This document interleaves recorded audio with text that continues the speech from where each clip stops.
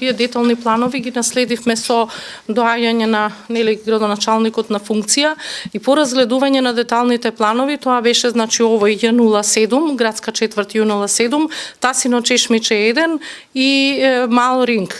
Согледувајќи ги последиците по граѓаните од овие планови, градоначалникот одлучи да се стават на дневен ред, истите беа на дневен ред на седница на совет и истите беа недонесени. Значи советот гласаше тие планови да не се донесат. Со тоа постапката заврши.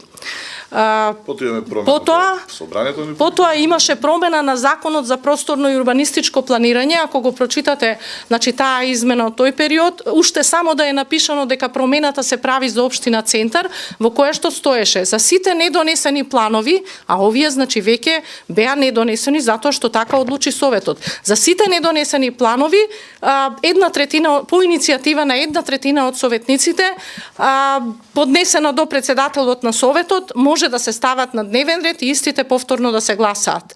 Значи беше донесен тој закон и покрај нашите реакции во писмена форма, законот беше донесен, беа ставени на дневен ред и беа изгласани овие планови. Значи волјата на граѓаните и на градоначалникот не беше земена во предвид, туку со измена на Законот за просторно и урбанистичко се овозможи овие планови да бидат донесени во една процедура. Дали беше легална, градоначалникот поднесе иницијатива до Уставниот суд во врска со гласањето 11-11.